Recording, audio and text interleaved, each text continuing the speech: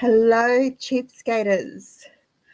I'm Kath Armstrong, creator of the Cheapskates Club, where our goal is to live life debt-free, cashed up, and laughing.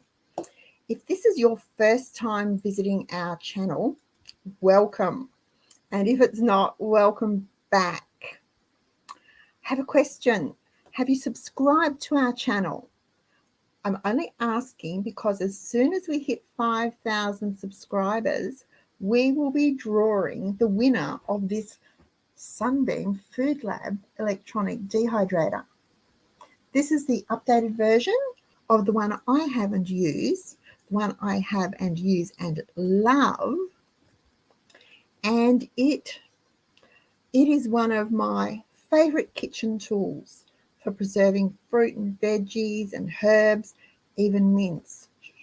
Don't let the secret out. So they're shelf stable for my pantry. So subscribe to be in the chance to win. Now, if you'd like to join the live chat tonight, you'll need to be logged into your YouTube channel or your Gmail account. If you don't have either of those, that's fine. Just leave your question or remarks in the comments below me, and I'll get back to them or to you as soon as I can. Now, I'm running a bit late tonight, guys. Sorry, it is so hot here. Everything is just hot and humid, horrible weather. So, who's with us tonight? I didn't even get a chance to look before I came on. Now, let me see. Hello, Barb. I'm glad you could join us. I hope you're feeling better. Liana, Kerry, Barb, is this it? Shh. Don't let the cat out of the bag, Barb, but yes, it is. Gail, I'm glad you could join us live too. And Jenny, Michelle, Beverly, Karen, Julie. Yes, we are well, melting in this heat, but we are well. Jaka, hello, Joy, Shelley, Outback 6, Amy, hi, Maureen, hi, Faith, catnaps. I like that. I had one this afternoon, actually. About 4:30, I thought I can't stand this anymore. And our bedroom is the coolest room in the house. So off I went and snuck away for a little snooze. Wayne came home and I was like, oh, no, now I've got to get up. Oh, gosh, there's lots of people. Roslyn, Beryl, Kathy Romeo. Oh, sorry, gosh. Okay, yes, Barb hit the nail on the head. I want to talk tonight about our annual February spending freeze. So I asked the question, are you going to starve? And I'm pretty much sure that for most of you, the answer will be no. We might be eating a few crazy meals, but we won't starve.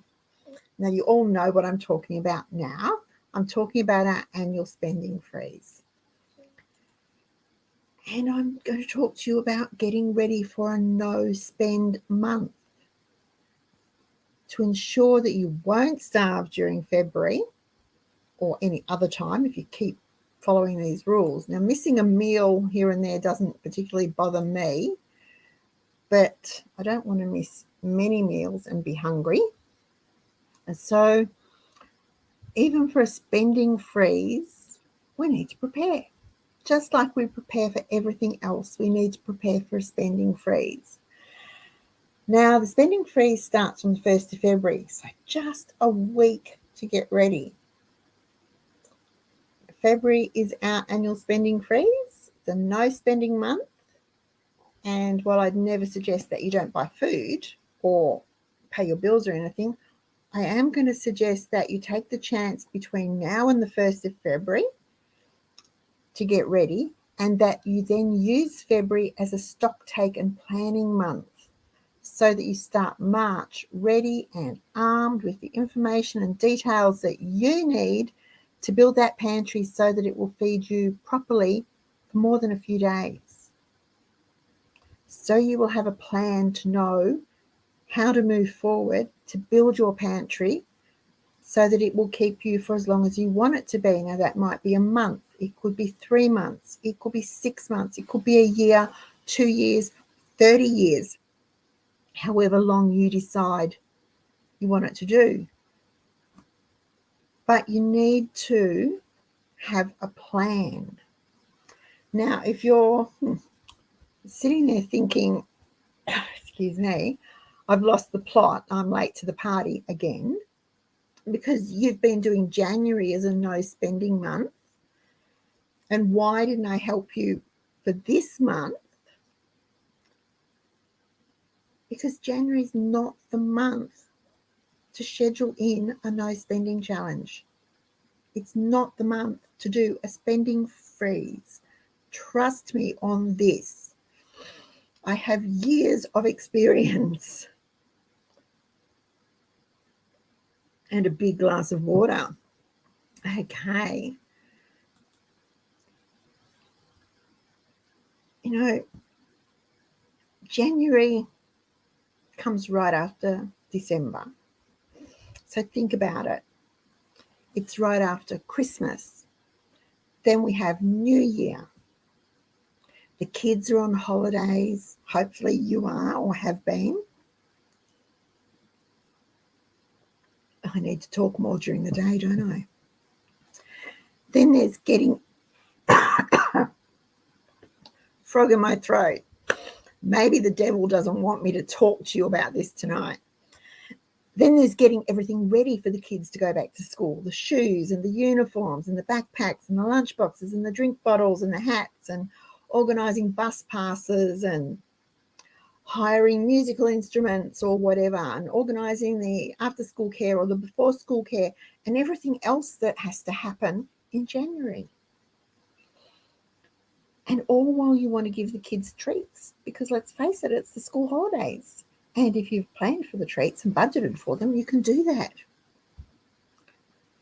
So why would anyone in their right mind in Australia ever think that January is a good month to do a no spending challenge and to have a spending freeze? Look, sure, if you live in the Northern Hemisphere, and welcome to all our new subscribers from the Northern Hemisphere. I'm so excited to see you in your comments and find out where you're coming from. It makes sense, because after Christmas for the Northern Hemisphere, it's pretty much business as usual, because their summer holidays are in July and August. It's easy not to spend and feel good about it in January if you live in the Northern Hemisphere. But in Australia, New Zealand, it's not so easy. And more often than not, you start January all gung-ho and raring to go, and you're not going to spend a cent more than you absolutely have to, and everything's going to be budgeted and accounted for. And you give up in less than a week because it's just too hard at this time of year to do a no spending month, to have a spending freeze. So about 20 years ago, I chose February as our official no spending month. February is when the bills that came in during the holidays need to be paid. The kids are back at school, you're back at work, we're getting back into our routine of, day to day, whatever. It's time to get back on track and get our focus back on to living life debt-free, cashed up and laughing. So February is the perfect month for a spending freeze. And it's only 4 weeks long, really just 28 days. And I know it's probably cheating a little, but not having those few extra days is sort of like a bonus, because we've only got 28 days where we don't have to, where we can concentrate on not spending. So February's no spending month for cheapskates. 4 short weeks where you don't spend any money other than what is needed to pay the due bills and buy essential food. And sadly, for some of us. That doesn't include Tim Tams or Cheezels. Just essential food. Milk, fruit, veggies, things we need to keep our bodies whole and healthy. But really, the rules for the spending freeze are simple. They're on our website, but I'll run over them with you again. You can spend some money because you have to on essential items, things like your rent or your mortgage. You have to pay that. Utilities, the gas, the electricity, the phone, the water, if the bills are due during the month, you need to pay them. But look for ways to lower those bills during the month so that the next bill is cheaper. Now, when it comes to food, nobody's going to know if you cheat. You will know. No one else will know. But shop at home first. Check your pantry, check your fridge, check your freezer, and menu plan with what you have.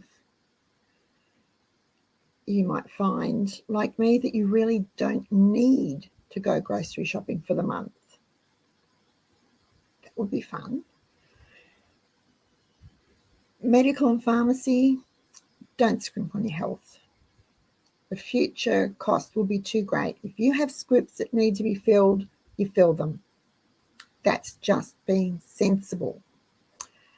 Petrol and transport costs.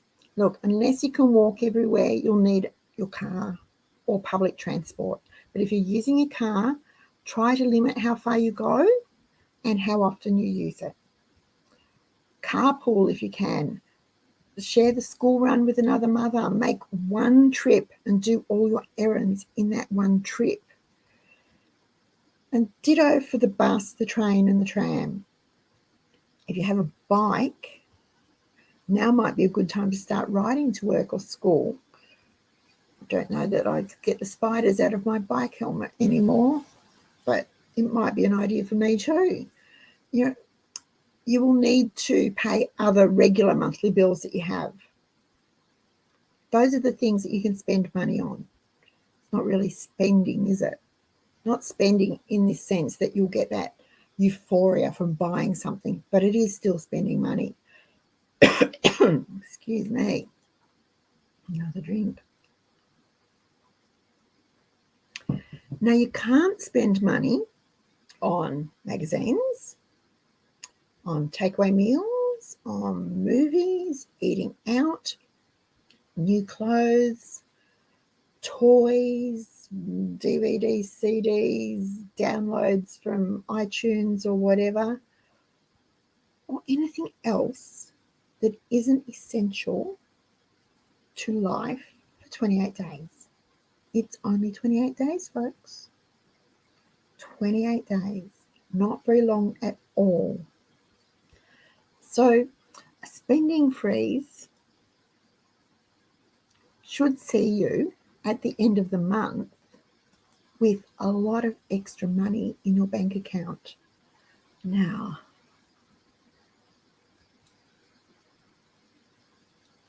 let's see. Where was I? Let's see if the comments are going because I'm scrolling as I go through. Okay.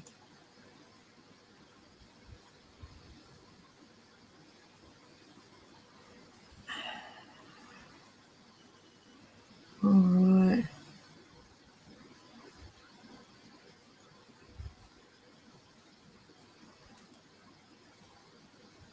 Oh, where did it go? There it goes. Estelle said a spending freeze doesn't mean no treats. Of course it doesn't. As long as the treats, you either already have them or you can make them with the ingredients that you have. You can't buy ingredients to make the treats, though. That's cheating.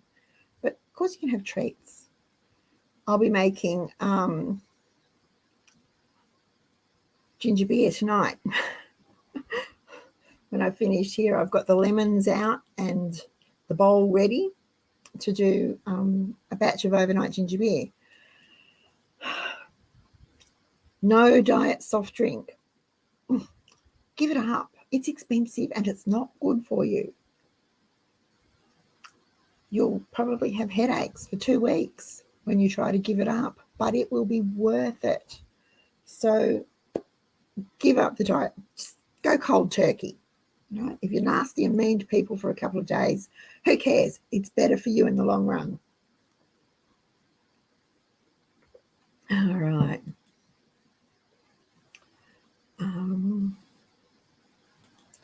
Now,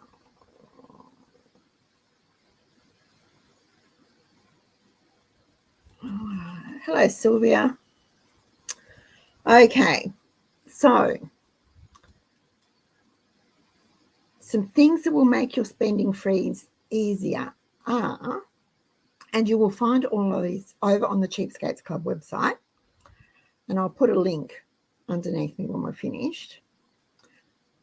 One thing, if you are a Cheapskates Club member, register on the Spending Freeze forum and tell us how much you are hoping to not spend in February.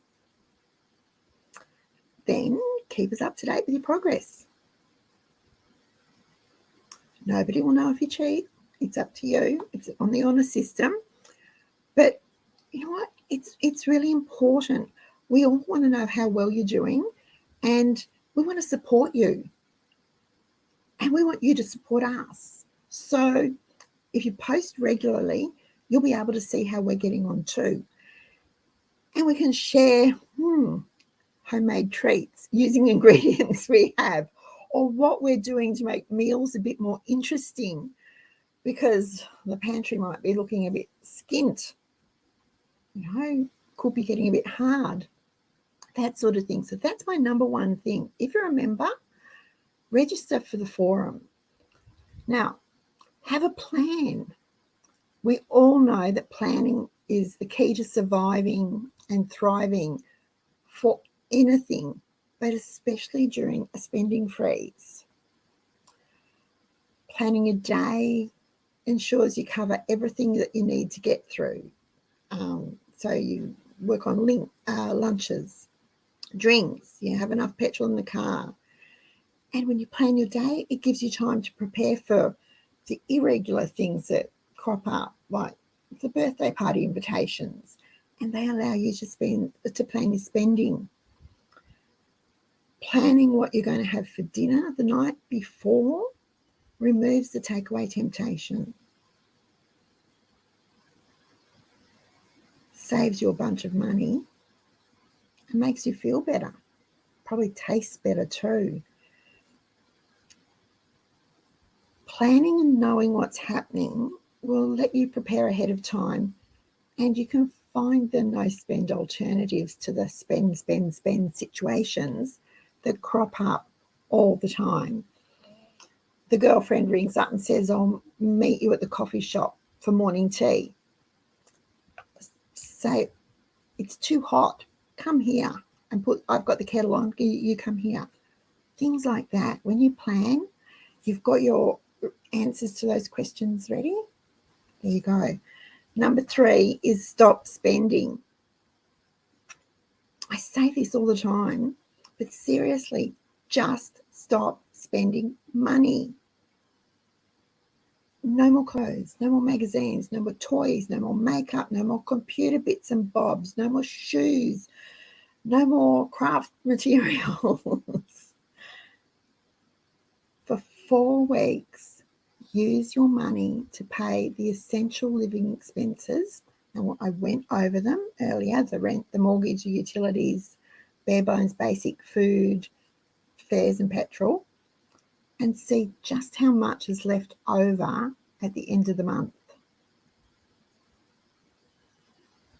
It will be a lot. Then I suggest you use 50% of that money to pay down debt if you have any, and 50% to increase or even start your emergency fund. Whatever you do, you must bank that leftover money, because remember, money isn't saved until it's safely in the bank. Until then, it's just not spent. Want me to say it again? Money isn't saved until it's safely in the bank. Until then, it is just not spent. Another thing you can do is track your spending. I know people hate this. I don't know why they find it so difficult. Don't make it complicated. If you're already doing it as part of the saving revolution, pat yourself on the back. If you're not, start now. Just grab a piece of paper, a notebook, an envelope, anything will do, and just record every cent you spend. Write down what you bought, how much it cost, and how you paid for it. So it was either cash or with your credit card, direct debit, or whatever. For everything. So your rent or mortgage comes out of the bank, make a note of it. You pay a power bill, make a note of it. You put money in the kids' banks, make a note of it. You give them tuck shop money, make a note of it. If you do it for at least a week, but preferably for the whole of the spending freeze, you'll see exactly what important things you're spending your money on. And that can be really eye-opening, because there's a lot of other stuff that we spend our money on that really isn't important. Now, some of you may have heard me say this a few times because I say it often, but when disaster struck and we had no income for nearly 4 years, it was hard. But I did not want our lifestyle to change. So we had to change the way we lived, or the way we regarded money and the way we treated money. And one of the things we did was we went over everything we spent our money on, and we ditched the things that weren't important to us. And that left us with the money for the things that were. So we were living on a really, really, really around $310 a week we lived on for over 4 years. And it was hard, but we didn't go without anything. Our bills were paid. Kids were nicely dressed. I was reasonably nicely dressed. Well, I thought I was. Our home was nice and clean and tidy, and it wasn't a mansion, but we didn't want to live in a mansion because we simply stopped spending money on things that we didn't really want, didn't really need, didn't really like, just because everybody else was. Those things weren't important to us. We ditched the stuff that wasn't important to us so we could have the cash to enjoy the things that were, and it worked. So if you think, as you go over your tracking and you think, oh, I didn't buy whatever, I didn't get my nails done for 4 weeks. Are they really that dreadful? Could I not do them myself? Or I've had to do my nails for 4. Do your own nails and save that money. It's really interesting. It's an interesting exercise to do, just to figure out what's important to you when it comes to parting with your hard-earned cash. So I hope you do it. I hope you try it, and I hope you stick to it, if for no other reason than you will find out what is really important to you in terms of spending. Now, I'm really looking forward to the spending freeze this year. Really, really looking forward to it. I'm hoping that the only money that will go out will be for the utilities and maybe one petrol fill-up, because the pantry's pretty full. Can't complain about that. None of us need clothes. We're not going on any holidays, or we don't need anything else. I have a couple of birthdays, but they're covered. I've already made the gifts for those as part of my handmade Christmas this year. Those birthday gifts have been done. And it was just using what I had here at home anyway. So I'm really looking forward to it, to hope that I can stick to it. My downfall is going to be milk. We have powdered milk. We have UHT milk. I have couple of tins of evaporated milk that I'm not really sure where they came from, but because usually I would make it. So I don't really need to buy fresh milk. I'm just wondering if I can hold out and not for the month. I know I probably will give in because there will be moans and groans. Not so much about the UHT, but the powdered milk might raise some moans and groans, although I don't mind it. So that might be my downfall. I'm trying to see if I can go till the end of the month without buying fresh milk. With plenty of fruit and veg between the garden and the freezer and the pantry, so we should be right for those too. It may mean that I will need to get my act together and make the bread again, start making the bread again. And, but really, once you've done it you get into the habit, it's really easy and you get that routine going. So that shouldn't be too hard. But we have a week before the spending freeze starts. So there's a little time for you to plan and prepare. Now, I'm not saying race out and do a whole month's grocery shopping and go berserk and spend money now and then pat yourself on the back when you don't in February. What I am saying is look at what you have, figure out how you can use it and make it stretch a month. And then if you absolutely need to during the month, buy the necessities, only the necessities. Hope that makes sense. So you'll need to do a meal plan of sorts. I would suggest that when you do your inventory, you list everything from the obvious things like the meat, the chicken, the butter, the cheese, the veggies, fruits and things, through to whatever herbs and spices you have, oil, everything, and figure out. And then use that list to come up with the meals that you can make from those ingredients. So you'll need a breakfast, a lunch, and a dinner, and snacks or treats. Don't forget the snacks and treats for 28 days. So 28 breakfasts, 28 lunches, 28 dinners, and a few snacks and treats thrown in there.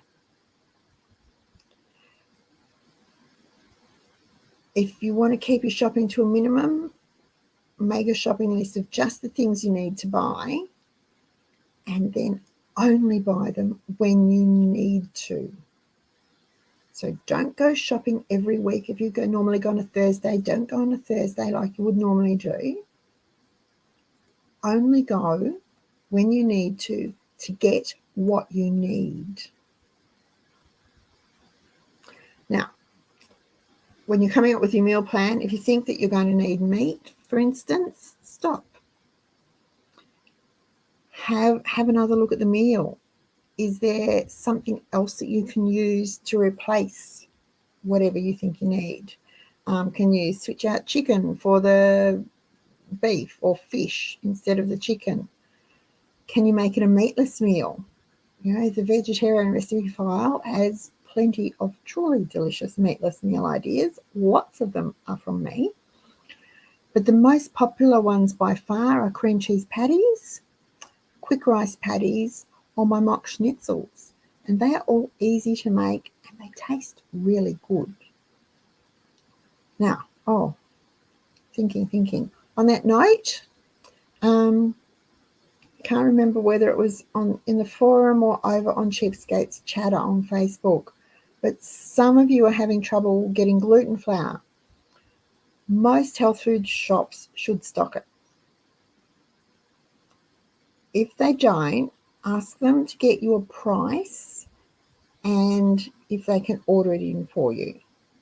Or do an online search. Now, someone mentioned that they tried Hindustan Imports and they didn't have it. But I did a search on their website because I've bought it from Hindustan before and I was able to add it to the shopping cart. So it is available at Hindustan, and that's just hindustan.com. Two Brothers Foods also stock it, and the price isn't too bad, $4.20 a kilo. Now, I know that sounds like a lot for a flour, but this isn't your regular white cake or bread flour. It's gluten flour, and a kilo goes a very, very long way and makes a lot of schnitzels. My advice, if you're having trouble finding it, is to just jump online and do some searching. I know the Full Pantry here in Croydon in Victoria has it, and I think they're open again. They were closed for the holidays. They also keep gluten flour. But yeah, it's around. It can be found. Now, back to meatless meals. Look, what is a mushroom quiche or a tomato and onion quiche? It's a meatless meal. If you serve it with a salad or veggies, it's a complete meal and it's meatless. But nobody goes, here's your meatless quiche. No, it's just, a meatless meal. And quiche is really quite inexpensive to make. Even with the cream and eggs, it's still not as expensive as even mince at the moment. Or sausages. Hi, have you seen the price of sausages lately? Although I have noticed for Melbourne ladies, Melbourne cheapskaters, Australian Butcher have them on sale for $7.99 a kilo this week. That's $4 off what they were last week.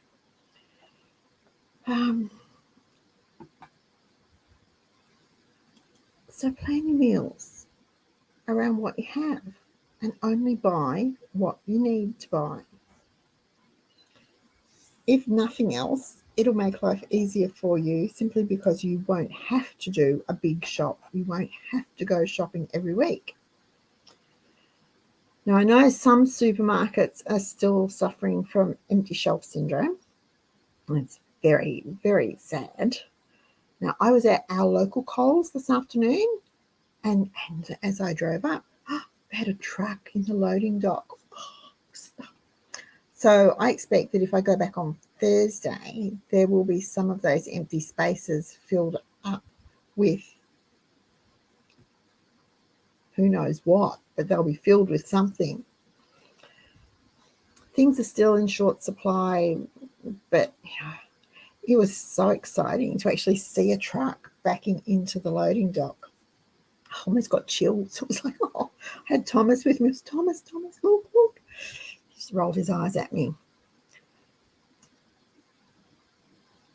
But if you see those shelves starting to fill up, don't be deceived. Just a little sidetrack here. Don't be deceived. There are and there will continue to be shortages of just about everything, particularly the common things that we need and use most. Although if you're an ingredient shopper, it's a little easier. But there are still quite a few Australians who haven't figured out that ingredients not only give you options, but save you money, time, and energy. So they go looking for the packet, the box, the freezer meal. Tough for them, but very good for us. I've been thinking about it and looking and reading and trying to figure out what's going on in the world, and it's just crazy. But I am thinking 3 years, at least 3 years, before we see our supply chain and its supplies get back to anywhere near what they were 2 years ago. Now, if you've built your pantry up and you've got it well stocked, a spending freezer is going to be easy for you. You know you'll be able to eat, you'll be able to keep the house clean, the laundry up to date, because you've planned ahead. If you're still working on building that pantry, just stop for a month. Keep an eye on the sales and make notes, but don't buy anything because at the beginning of March, if you do that, you'll have a good list of what you need, and you will have a whole lot of extra cash to pay for it. You'll have a whole lot of extra cash to stock the pantry some more. So while I would normally say don't stop stocking, if you're not quite there yet, just give it a little break in terms of actually buying and keep a good eye on it. Sticking to the spending freeze is easy when you plan. So just plan it. Just get started. You don't have to wait till February if you don't want to, but take the week to do the planning and get your mind into the right space so that you can just get used to not spending. Because that's the hard thing. We are so used to spending. We are so used to spending. And it's so easy now with tap and go because we've all been conditioned to not use cash because, shock horror, cash has germs on it. Shock horror, it's always had germs on it.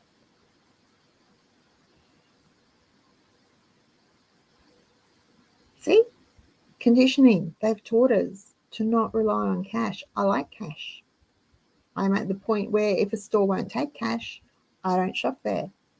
I like to use cash. Cash is still king and it's still the easiest way to stay on budget.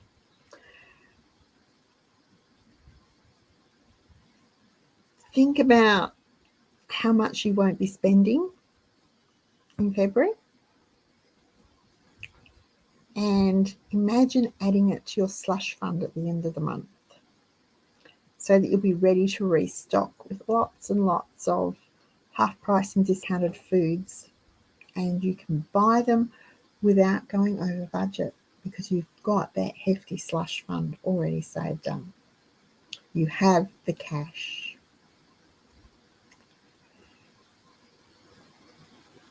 And you're putting all your groceries, all your stocking up into a nice, clean, empty pantry, fridge, freezer, maybe. And you'll know that the food you're buying is fresh. Now, we still have a few days. Like I said, we've still got a week before the spending freeze starts. And I've put food first and talked about it mostly because most of us need time to do the pantry check and to make the meal plan. And most of us need time to get our heads around not going grocery shopping, even if we talk about it all the time.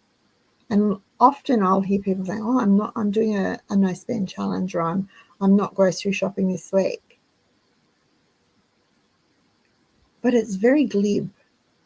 This is going to give you a time to actually think about it properly.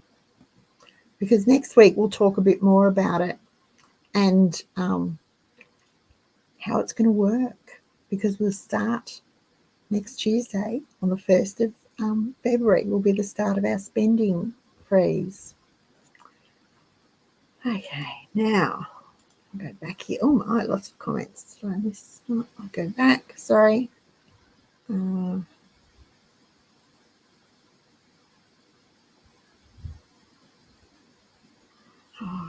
gosh. Oh my.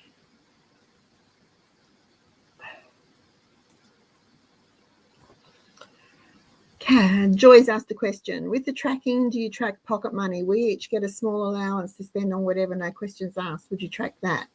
Well, you know where mine goes. Paper, yarn, fabric. So no, I don't track our pocket money.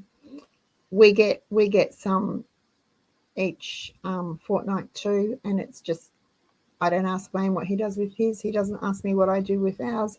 And often we'll both let it build up to buy something, or because there's nothing that we actually want, or we'll be waiting for a sale. So I don't track pocket money. But in terms of our household, our working account and our budget, yeah, it would all be tracked. Okay. Sorry, guys.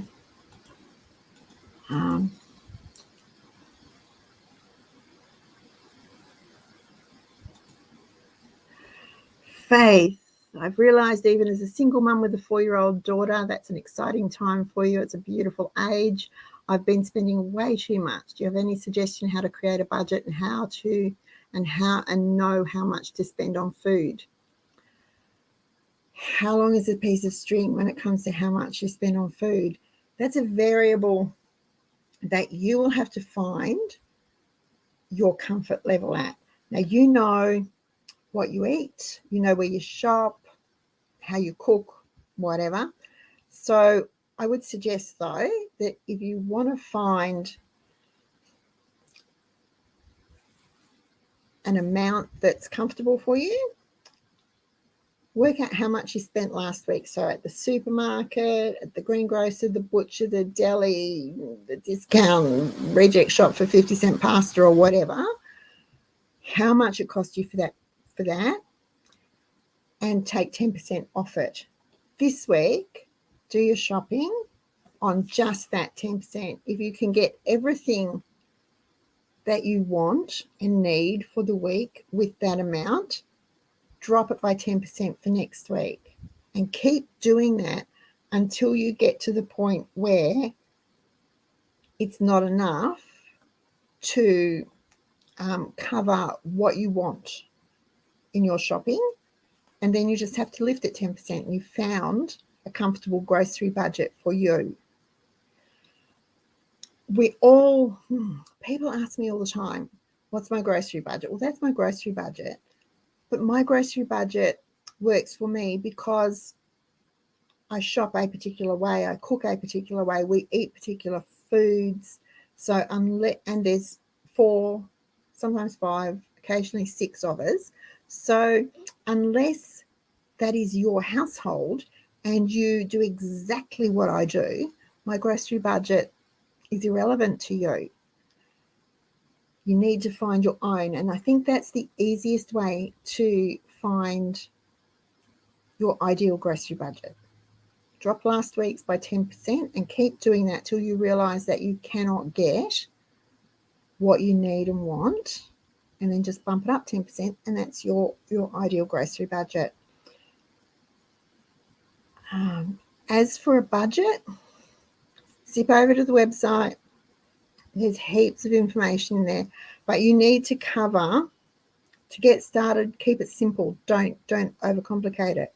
So you've got your rent, your mortgage, you've got your gas, electricity, water, phone, internet, childcare fees if you have them, or school fees or whatever, insurances, car registration, petrol, any pharmacy costs that you might have. They would be your essentials that you need to cover. You can do without an entertainment budget. You can do without a gift budget. They're nice to have built into our budget, but if we don't have the money for them, putting them in is not only depressing, it's irrelevant. So stick to your basics, get those covered, and then if you've still got money left, you've got some to go in savings, some to go to your emergency fund, and the rest can be divvied up between gifts, Christmas, birthdays, whatever, hairdressing, whatever, if that makes sense.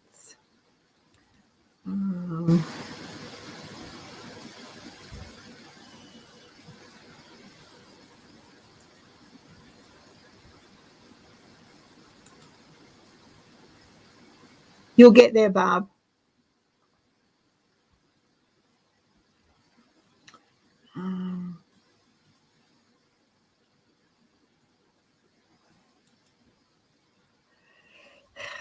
We'd rather not follow him, thank you.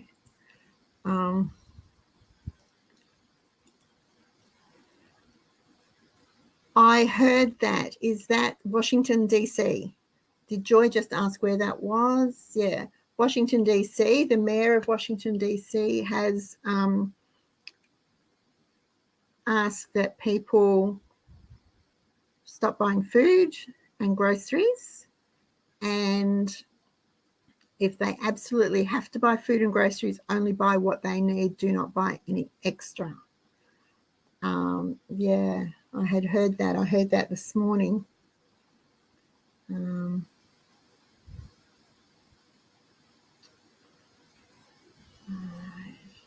Fuck, I've lost my little doobie. Sorry, guys. Like that.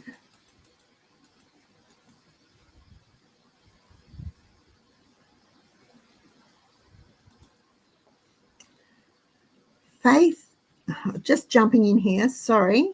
Faith is wants to be able to buy a home next year, and she still wants to be able to go on holidays while she pays her mortgage and have her emergency fund on one income.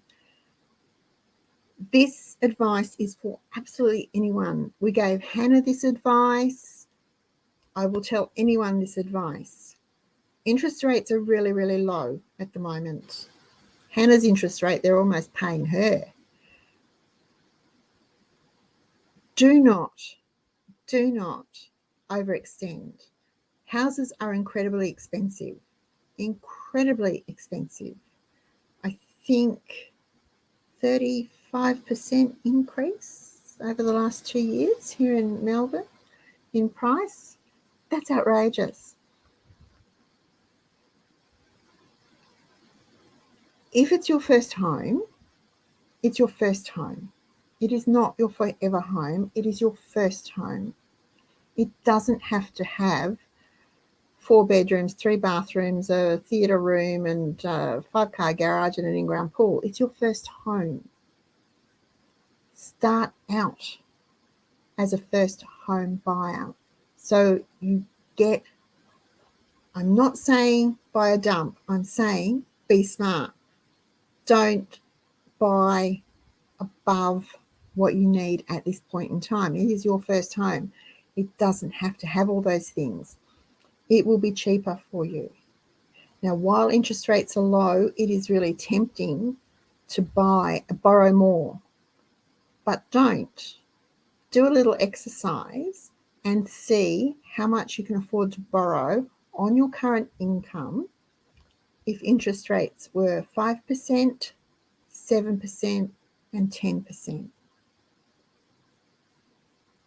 And see, because interest rates won't stay low forever.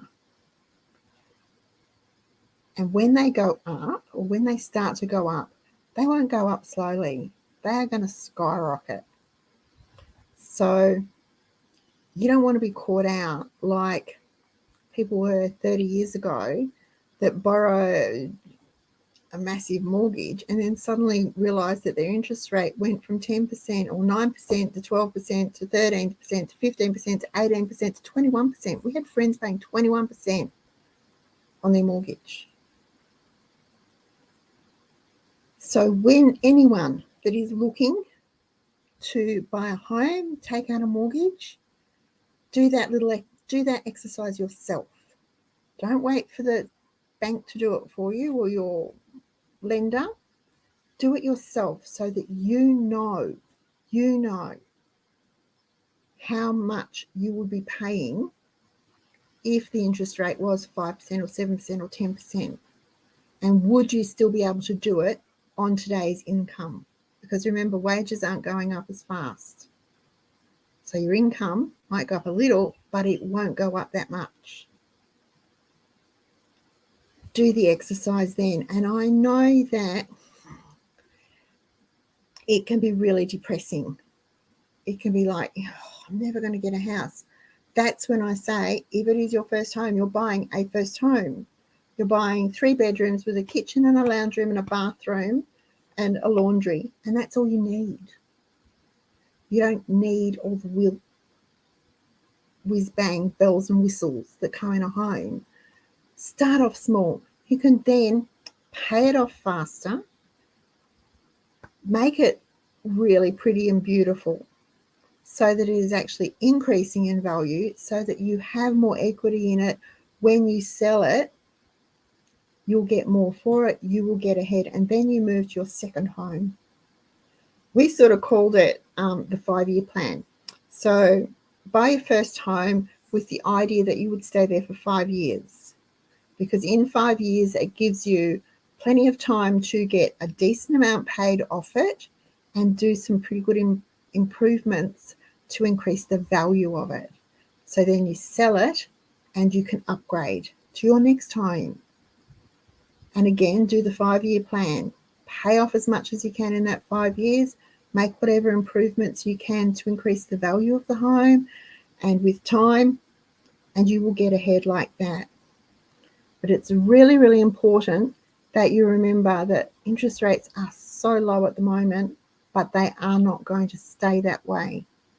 Do not overextend. And I hope, Faith, I hope you find a home.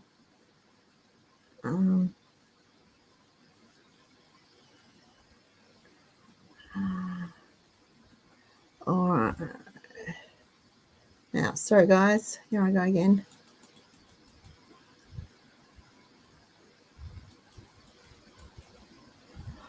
Oh my goodness. I love cranberries. That sounds wonderful.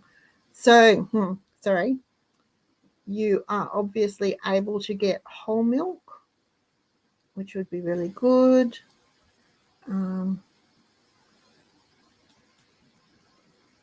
Way to go, Barb. Well done.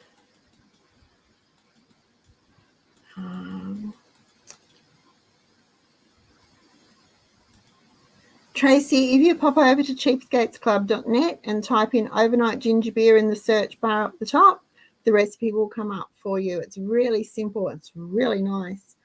I've just about given up on making traditional ginger beer with the plant.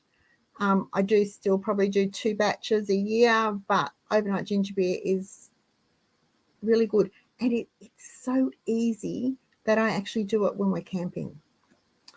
So it's really good.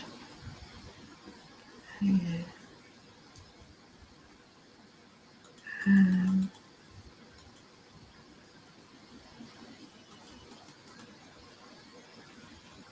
Ooh, Joy, do you have a recipe for broccoli and almond? Barb wants to know, meatless meals without eggs or seafood.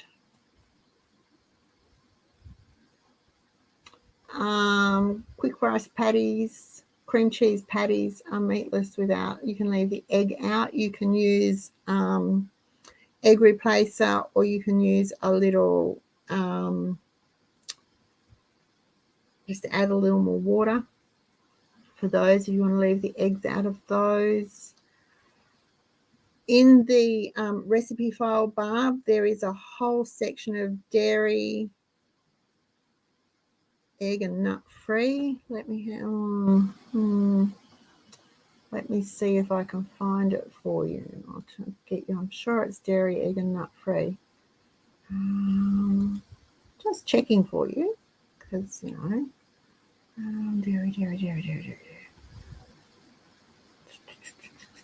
Casseroles. Yeah, dairy, egg and nut free. Sweet and sour chicken, tuna casserole, fish fingers, chicken and leek casserole. There's a few ideas in there for you. Try those, Barb, and see if that helps.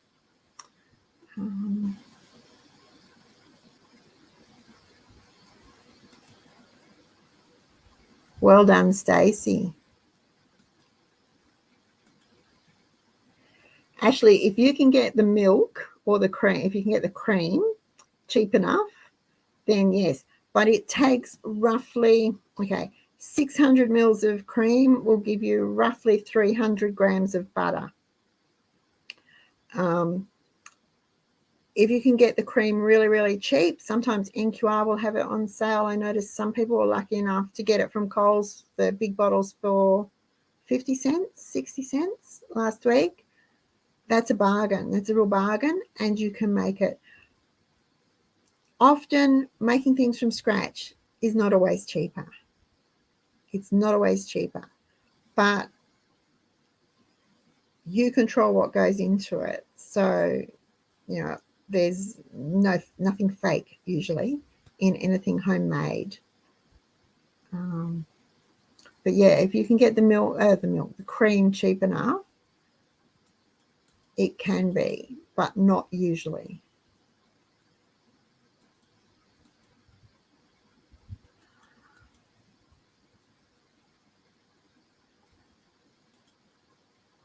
No, cheese isn't cheaper to make either. Again, it takes a lot of milk to make cheese. It takes a lot of milk to make cheese. So it's not always cheaper. If you've got a house cow, it would be, but it's not always cheaper.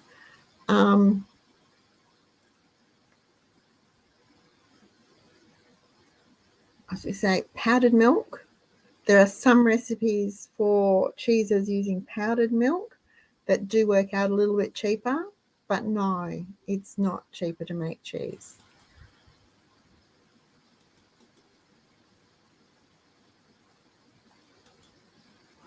Would I be able to do a video on portion sizes? I guess so. Usually meat about the size of your hand, palm of your hand, between 180 to 200 grams for red meat or chicken is about that sort of thing. A portion of vegetables like peas or beans or corn or carrots or broccoli or carrot or cauliflower or whatever is a half a cup. That sort of thing.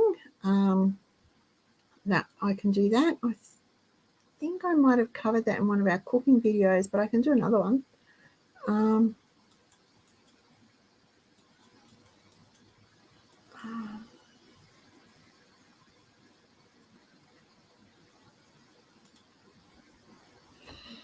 If you are panicking, you need to stop and ask yourself why. Do your inventory. Make sure that you know exactly what you have. If you're feeling anxious, there's a reason. Okay, so this needs to be another video on how do I know how much to stock up or how big my pantry should be. But you need to do your inventory and work out how much you have of each thing and how long it's going to last you, and then how long you want to be able to live off that without going near a shop or a market or whatever, and see where the gaps are.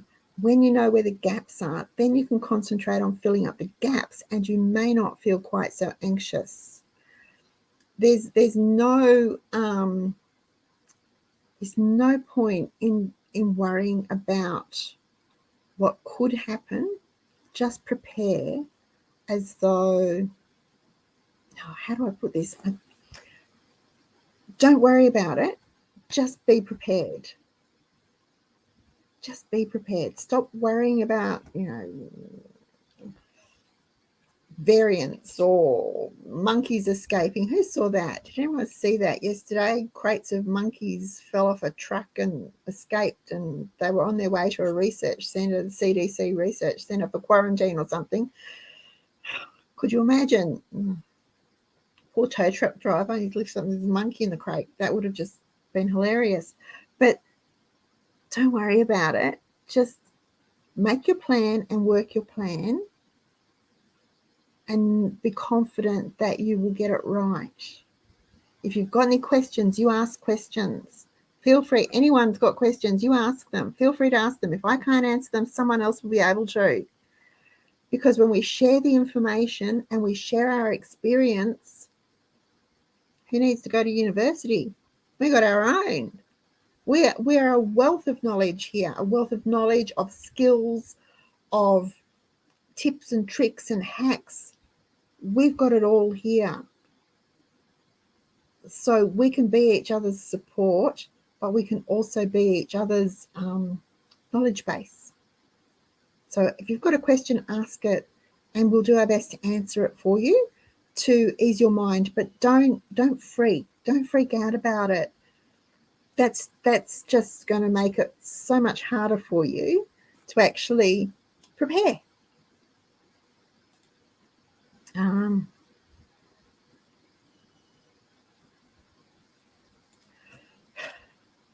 Same goes for you. Sorry, Joy. Same goes for you.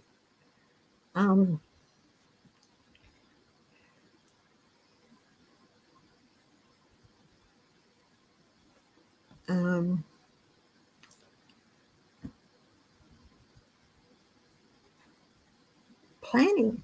Joy works full time, guys, and she has quite a distance to travel to and from work. She leaves home very early in the morning, gets home quite late in the afternoons or evenings. So she plans ahead and prepares ahead for while she's working and cover it, because she has a family to look after too. That's what we have to do. She just plans ahead and she just gets down and gets on with it, which is amazing. I love it.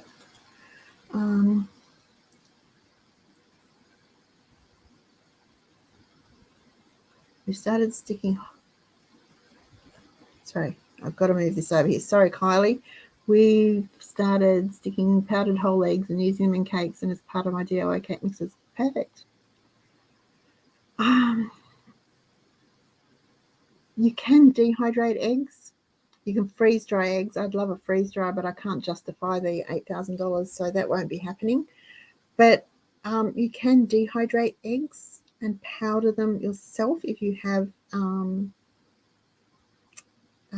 excess eggs. If you've got chickens, if you have chickens, you can also preserve your eggs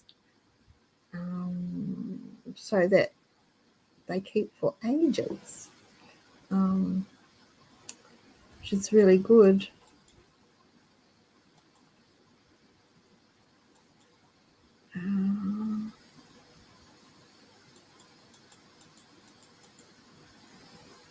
Whole term. Here we go. Here's the rest of Joy's comments. They're amazing. You can freeze potatoes, mashed chips, roast veggies. I told them if you can buy it frozen, you can freeze it yourself. Yes, you can.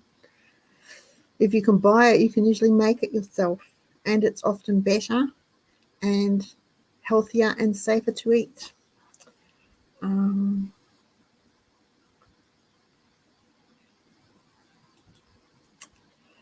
I love cash. You can't overspend with cash.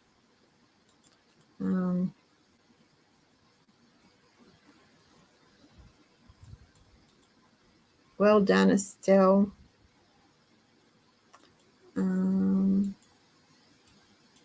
All right, sorry guys.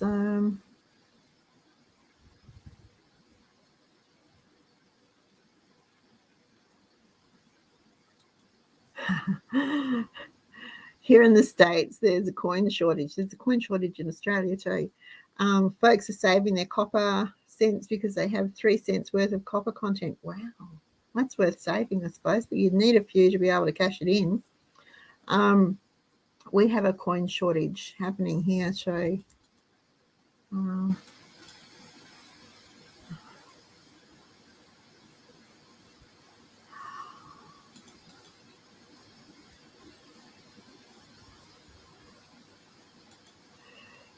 Pantry well stocked. Nice to know. Well done.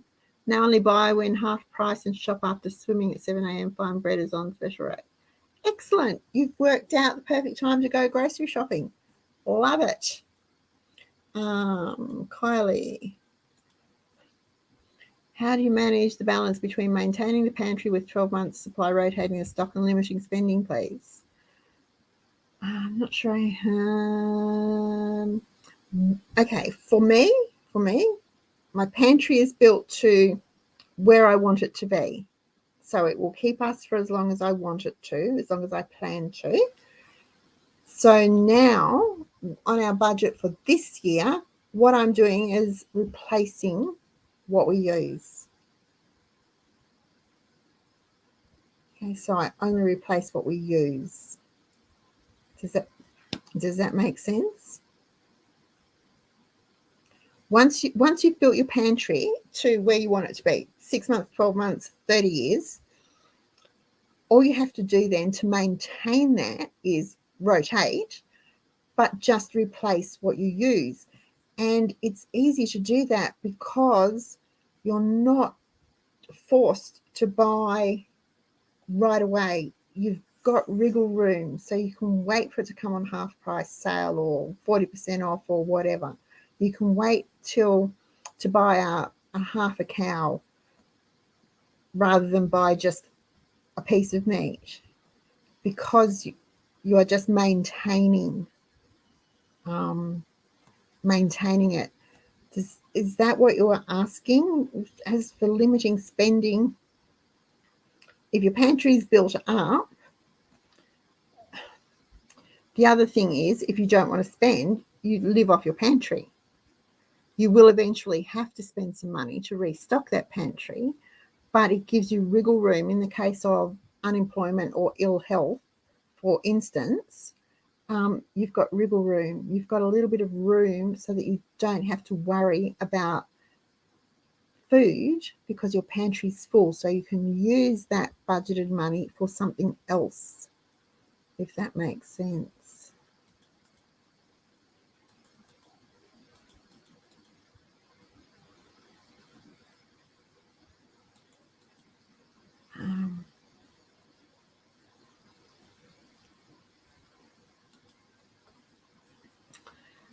Okay, if you are spending extra money to stock up, if it's money you can afford to spend, that is fine. But if it's money that should be going towards something else, paying a bill or paying down debt, then no, that is not fine. You shouldn't be doing that.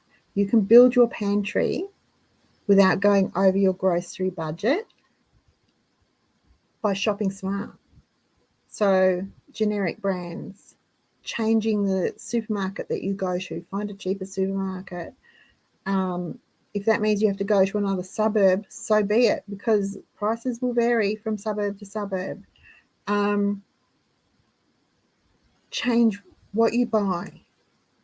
You don't necessarily have to buy a lot of things. Look at what you are buying and see if there's something else you buy that does almost the same job. Are they interchangeable?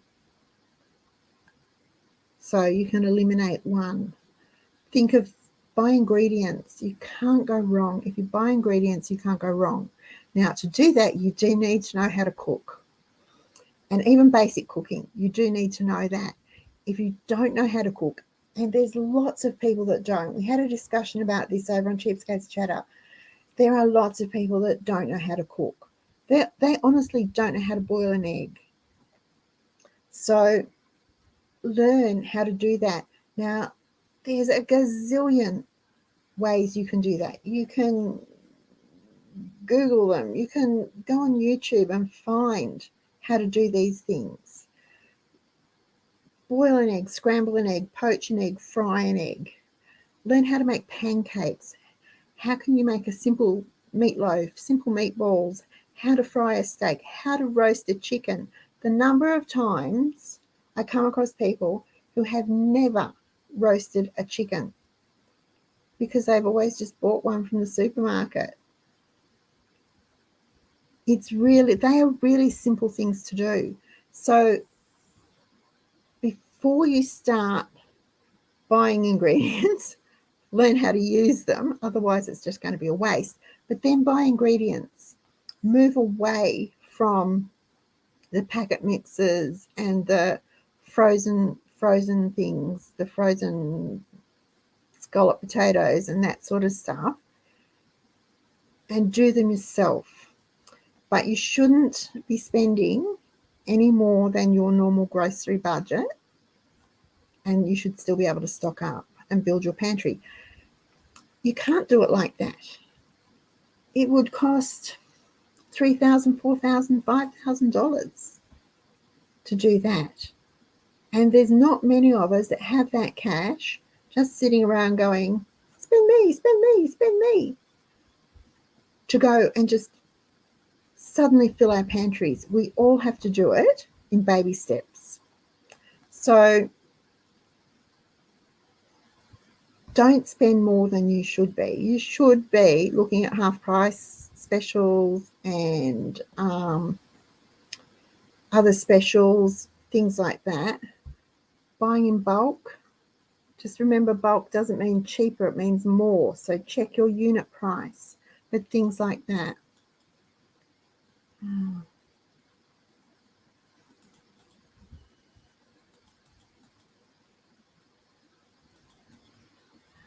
Hello, Kathy.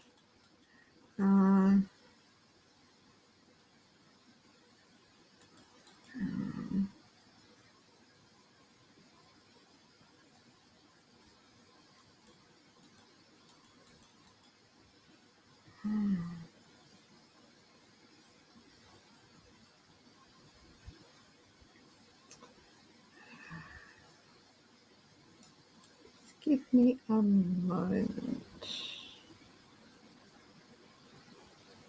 All right, sorry.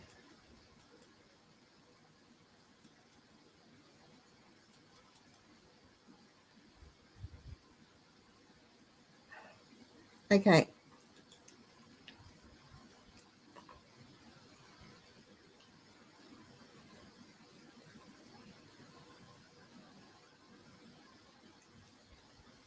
All right.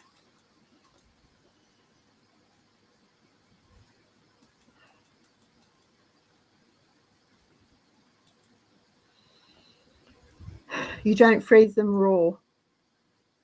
Potatoes need to be partly cooked to freeze successfully. So if you're doing chips or wedges, you parboil them for 2 or 3 minutes, no longer than 5 at the most. Drain them really well, and then freeze them. Mashed potato, you freeze. I just put blobs on the tray and freeze it like that. Potato bake is obviously frozen as potato bake, but potato to freeze it needs to be partly cooked, and it reheats or cooks better from frozen than if you thaw it.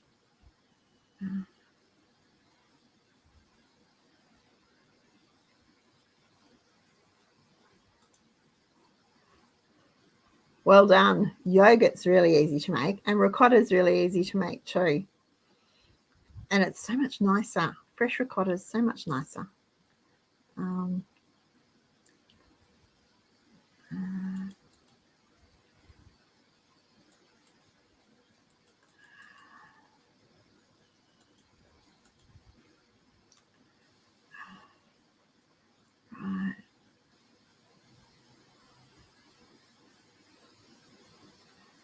Karen is right. Prices are going up a lot. Yeah. So that's another thing. Someone, oh gosh, my mind, the heat's affected my brain.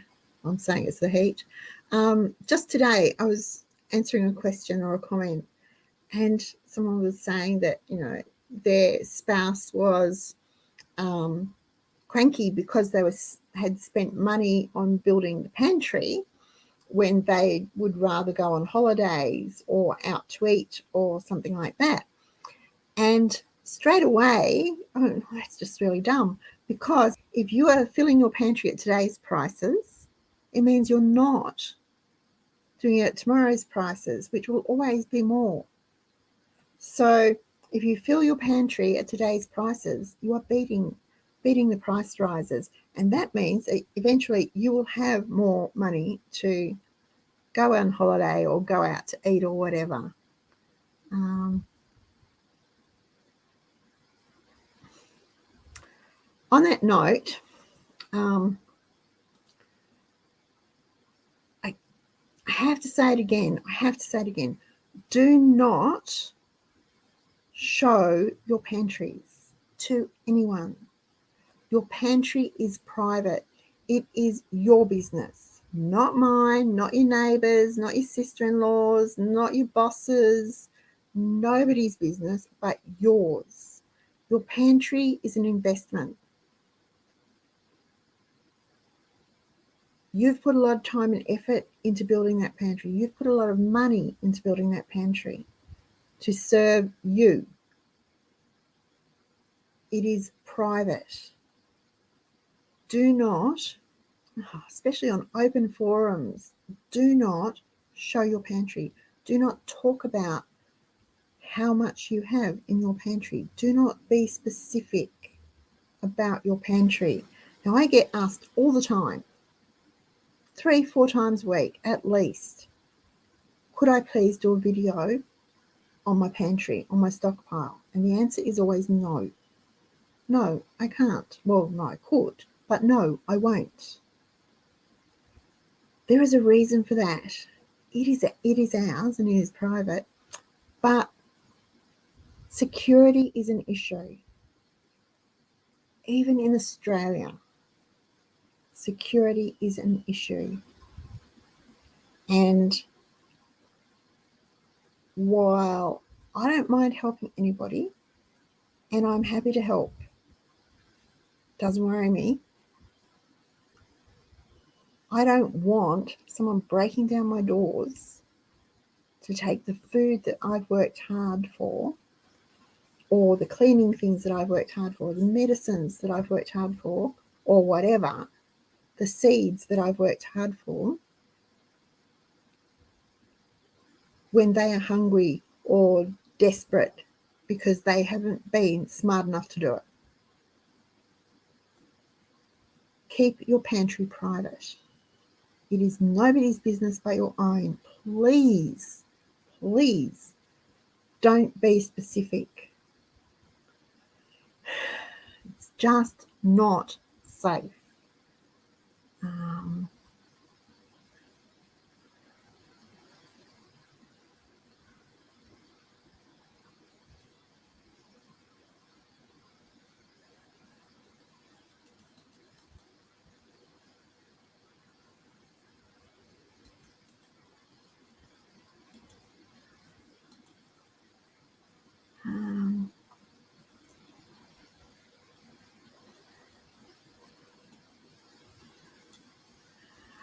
Sorry, guys.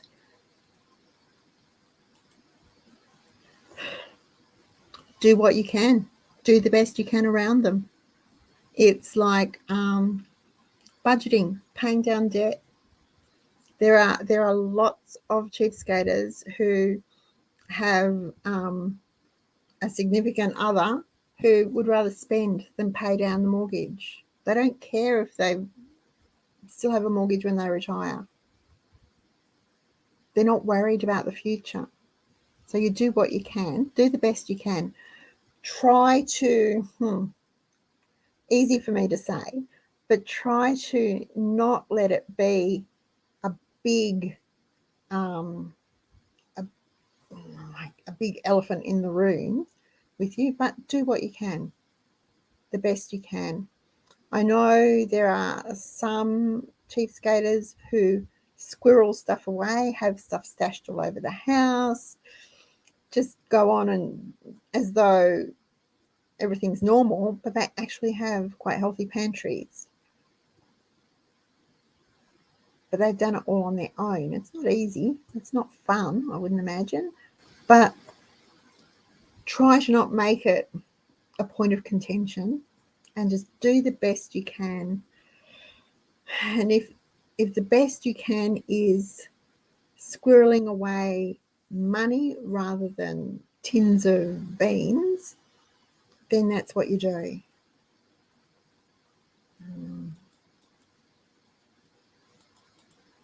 Okay.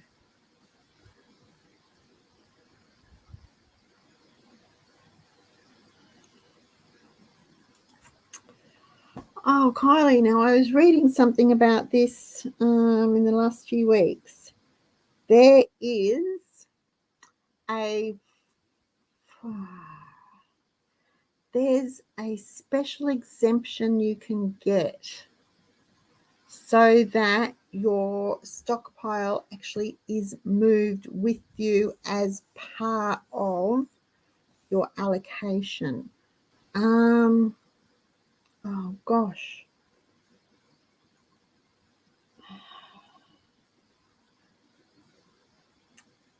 I can't remember. I remember being absolutely disgusted that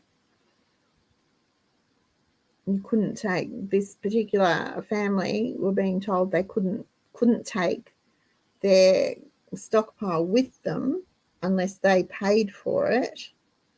And then someone else came back and said, No. You have to go and you get this form, and it's a special exemption for something. And I can't remember what it is. But that, see, I'd be really cross. I would not be happy.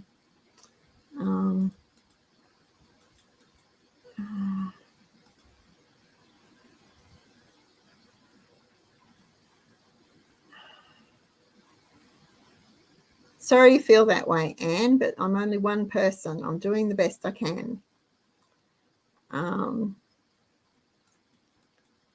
Some things don't go on special, Karen. That's exactly right. Okay.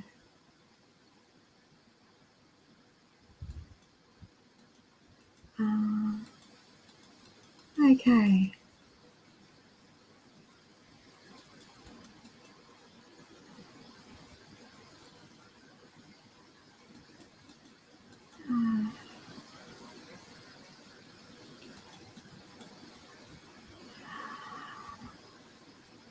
All right.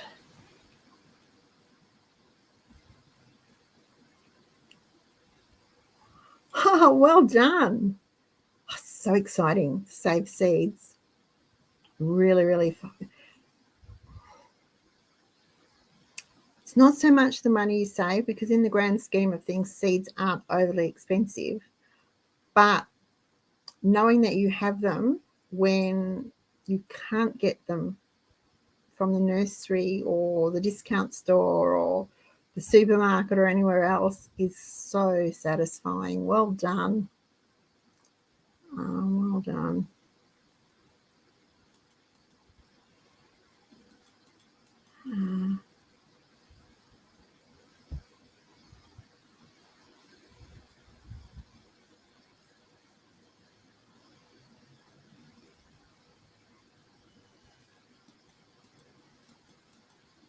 Alrighty.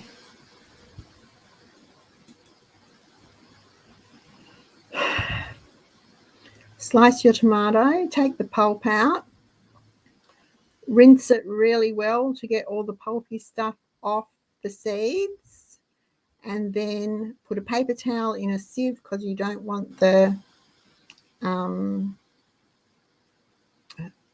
sieve it. You don't want to lose the seeds. Put it on a paper towel, spread them out to dry, in a nutshell. But you want the pulpy stuff off them still.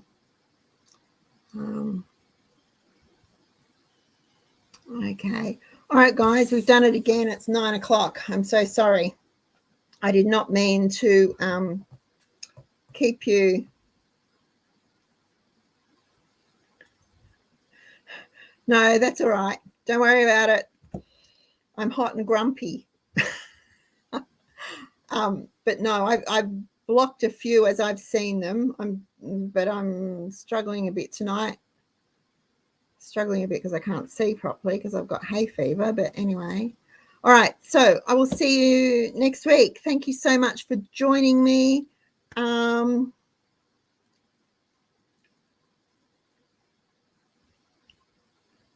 Have a great week, everyone. Enjoy tomorrow. Let's celebrate our country, because we have a great country. It has its faults, but nowhere is perfect and nobody is perfect. We have it pretty good here.